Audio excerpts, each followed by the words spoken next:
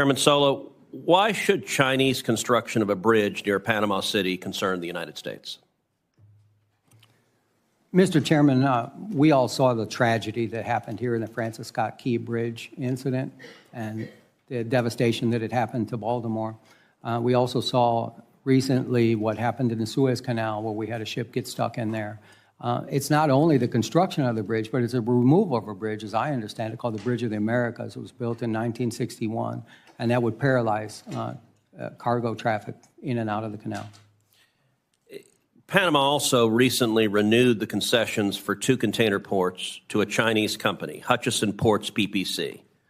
Of course, Chinese companies are controlled by the Communist Party. How does China use control of those ports for economic gain?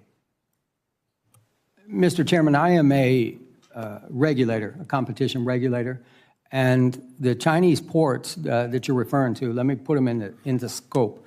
The one on the Pacific, the Port of Balboa, is roughly the same size as the Port of Houston. They do about 4 million containers a year. They have about 28 gantry cranes.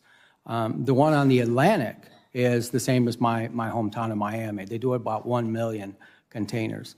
So where Roger Gunther in the Port of Houston generates about $1 billion a year, and Heidi Webb in Miami does about $200 million, the Panama Ports Company paid zero for 20 years on that concession.